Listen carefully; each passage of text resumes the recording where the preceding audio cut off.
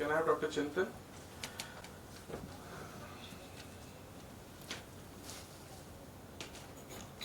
Can I have the slides, please?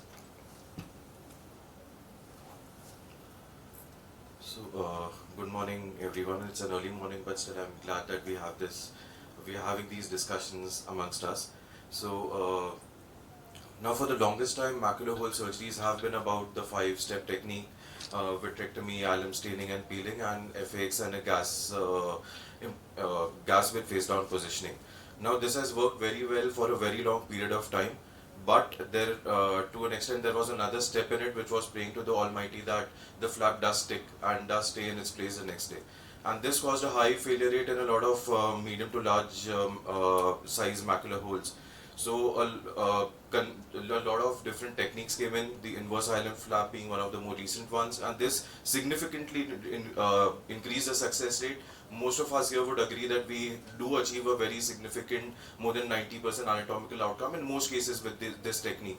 But in spite of that, we still do face that occasional flap related complication where the flap might get dislodged while we are trimming the flap, or during the fluid air exchange it might displace from its normal position, or even the next day after injecting the gas, the flap might not be in its normal anatomical position over the fovea. And these are the reasons why in those 10% of cases where this technique does fail, most of the time it is because of these flap related complications. And to combat that, a lot of different visco devices were being used, but all of them were used with very limited outcomes. So this got me thinking about using PFCL. Now, the idea came from the fact that when we operate a retinal detachment case and with macular hole, whenever PFCL comes in contact with the ILM, you can see how the consistency of the ILM completely changes. It becomes very easily maneuverable, sticky. It almost forms like a lump over the macular hole. So this, along with this article which I came across by Dr. Vishal and all, where they did not use exactly this technique, they used PFCL for ease of ILM peeling. But in their report also, they mentioned this physiochemical changes in the ILM membrane where it becomes sticky, it becomes easily maneuverable, and they also claim to achieve a 100% success rate in 75 patients that they operated using PFCL. So I modified it a little bit, where this is one of the first cases where I used this technique. It's a medium diameter macular hole, and after making the conventional ILM flaps hinged at the hole, I made around 3 to 4 flaps in this case. So far I have not injected PFCL. I have not injected PFCL for the ease of ILM peeling. It has been done conventionally like we do in all other cases. Once the flaps are made,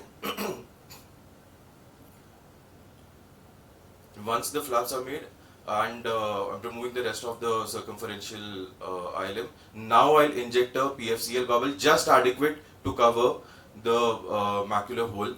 Now you'll see the consistency. You'll see how the ILM has completely changed in consistency. It is almost like a stuck-on appearance of the ILM over the fovea. And now once we do the fluid air exchange, it is extremely important to not touch the PFCL bubble till we are 100% sure that all the remaining fluid has been removed, because then it does not make any sense to inject the PFCL. Then the PFCL bubble is removed, and like it happens during a normal FAX, sometimes the flap might displace towards the disc if we are removing the fluid from the disc. It does not happen with a PFCL in any of those cases. The flap remains stuck there. And then after injecting the gas, normal face down positioning, I usually advise stick 24 hours face down positioning, and after that most patients, they might be doing it for 3 to 4 hours a day. But if they really for the first 24 hours, if they apply good face down positioning, then in most cases you can see the hole closing the next day itself. And based on this, I got encouraged and I did a randomized, non-randomized study, in-house study, where 57 eyes were operated in a period of 3 years, 21 with the conventional and 36 with the PFCL assisted technique. And the minimum hole diameter was 400 microns, the maximum went up till 1560 microns to be precise. And both the groups were completely comparable, and only idiopathic macular holes were used. And as you can see, the average minimum hole diameter is 600 microns in both the groups. And I analyzed the anatomical closure, the type of closure, and mainly if there was any gliosis, to note if PFCL is safe to use routinely in all of these cases. So coming to the results, I did actually achieve a 100% success rate, like it was achieved by Dr. Vishal and all in their study. In fact, this data is now close to 90 eyes where I've operated. This is an old data, and I've not had a single failure so far with this technique. And the type 1 closure was non-inferior in this group, and there was no extra incidence of gliosis as well, making PFCL safe to use. So flap related complications were none in this group, while the 3 cases which did fail in the conventional group, 2 of them had flap dislodgements and 1 flap displacement post-operatively. So like I said, the original studies, 100% success rate they also received. So why does it work? Because the ILM becomes sticky and easily maneuverable, but also because there is no fluid cuff if we to displace the hole from its position. And PFCL, while doing an FAX, moves very slowly. It does not move as rapidly as fluid would, and that is why there is no convection current which is existing to move the flap away from the hole. And most importantly, why do this? Because we are very happy with what we are doing already. It is because we have that predictability that even those 10% of cases where there was a little bit of a chance of the flap not sticking, that goes away for medium to large macular holes. This works perfectly fine, and we can have a lot of belief that we will be able to achieve a favorable anatomical outcome, and most importantly, we do it for a good night's sleep, so that we do not have to worry about the flap being in place. So thank you. That's very nice talk, Dr. Chintan. I would actually want to emphasize something what you did, where we have actually shifted from doing the conventional to inverted flap.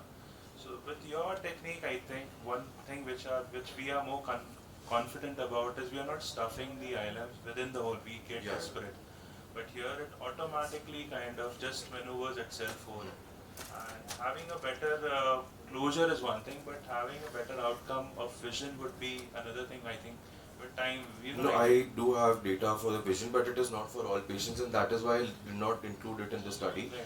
So the visual outcome is also, it is not subpar to the conventional technique. It is comparable. I would say if you have a 3-year data, so you should have patients which you have had vision improvement over a year.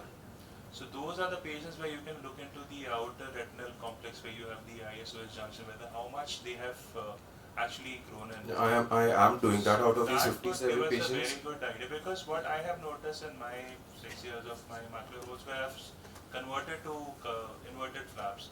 So those are the ones, even you have 100% closures, that do happen, but that outer retinal junction, that becomes more atrophied. You will see hyperreflectivity happening there, which would, I mean, the photo which you showed, it was actually showing the outer retina being developed again. So that is something I think you have visual outcomes over a year or 2 years of time would give you a very good perspective about your technique. Because we are not stuffing it really helps. That stuffing is something which should hold. I mean, we get happy that we have actually closed the hole, but at the most of the time it will get time. In fact, now I'm doing only the temporal flap with this technique. I'm no longer doing the conventional. That is the question now, that why you want to do it temporal. If you are not stuffing it, if you are doing temporal flap, you can easily go to the optic disc based fluid air exchange. You just have to make the flap a bit longer. The problem with the flap, what happens is, if you're taking a bigger flap, like you're doing an FAX, like that, those are the times when the flap will just move back, or maybe it would be displaced, what he was talking about. No. So having, it does happen. No, I mean, I'm not saying if it does happen. With me it does happen. No, even for me it also does, sometimes, but it's not that frequent. And for sometimes we can just go and use a diamond dusted or finish loop, whatever you are comfortable, and just reposition it. The only thing is that when there is a flap, you are concerned that when you are doing a completely dry, you don't want to come near to the flap, it might get sucked. That is the only issue, right? Yes, that is the issue. You want that even under near the macular hole, the fluid should be aspirated, it should be dry. The flap preludes you to doing that, because once you go very near it, it might just get sucked. But, So one more thing that happens is, not always do we have completely non-leaky cannulas. It does happen that sometimes if they are reused, especially in not all centers here. So if the cannula is not completely leak-proof, then the air current also, when we are injecting the gas, when we are doing the air-gas exchange as well, and at that time or during the fluid air exchange also, sometimes the flap does move away from its normal position because of the currents that we are causing. The PFCL makes it so sticky that it does not move at all. I just That wanted is to also. ask Dr. Chintan, how do you like as Dr. See, where you have some amount of fluid stuck between the flaps. So do you actually aspirate the last amount of fluid over the fovea, or just you leave it whatever it is and put the gas in?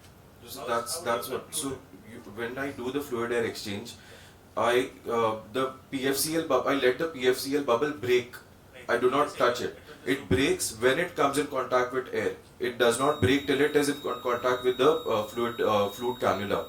So only when the the total amount of fluid has been completely aspirated, will the air come in contact with the PFCL and it will break and then aspirate the PFCL. So there is no remnant fluid at all. Aspiration is done at the disc, or you go closer to the. No, at the disc. At the And disc. you just leave the remnant amount of fluid. There is no remnant fluid. The PFCL was covering that area. Okay. Now the entire cavity is covered You're with saying air. there is no fluid there. Yeah, there is no fluid there. So once you have removed the PFCL, you see that the fluid keeps dripping from the periphery. Gets a little bit of fluid again gets accumulated. But right? it's air, no? It's the air infusion is on. No, That's that okay. What you can do is you can let it stay back for another 2 Yeah. minutes. And You give it some to time. aspirate For it. 2 minutes There will again some fluid on the That you at can the leave disc. another couple of minutes and try to aspirate. You'll have some fluid, that is fine. But I was more concerned about, because when you're stuffing it, we do tend to go near that fovea and try to take out that fluid. So if you're saying that there is no fluid which is there because of the PFC, even that is a good maneuver that we don't need to go actually. Do you wait after some time when you've just reached the edge of the PFCL bubble for more fluid to come in? No, I remove the PFCL completely. No, just Before doing the air gas exchange, I Yeah. recheck always once if there is any remnant fluid, or even a little bit of amount from the disc, and then I ask. think it will be more easier to teach the beginners also this technique, because if you're making multiple flaps, it is very difficult initially to maneuver it and how short you should trim. Because sometimes when you're trimming, you may get away with the So flaps. and there are 3 of my colleagues who have started using this technique as well. They have a total of 36 cases in between them, and all of them have closed. So even large size macular holes. So it does work.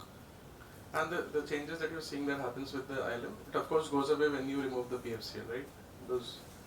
No. The PFCL, once it comes in contact with it, then it does not. It remains sticky. That's what I'm saying. It changes the physiochemical properties of the ILM.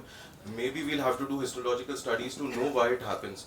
But it's just like you inject a glue and the anterior capsule changes its properties.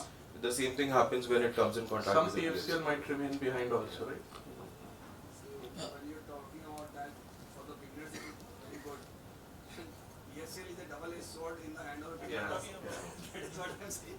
True. Could be, but I was saying, Just on the line. Very well done, Dr. Chintan. One thing I would like to ask is, PFCL definitely makes the maneuver easy, but the thing that the panelists were discussing is, there is one school of thought which believes in just spreading the flap across the macular hole, because in that case, chances of type 1 closure will be high. Right? So should the PFCL technique be reserved for the larger holes, because the closure will be difficult in those cases? So this is the technique, even for larger holes, a conventional ILM peeling would work. This is not to improve the outcomes in larger holes, this is to reduce the flap related complications, that occasional flap related complication which we would have, so that from that 90% which we are satisfied with, we could move towards, I would never say 100%, but we could move towards 100% predictability where we are assured that it would stay in its place. That's the purpose of this technique, not the size of the hole per se. And especially in large holes, yes, even 1600 microns holes, it works very well because the flap remains in its place. But then type 1 closure in those cases would be a little difficult. Thank you so much, Dr. Chintan. So I thank everybody, all the speakers, Dr. Avnish, and all the audience for joining us. We will join for a photograph.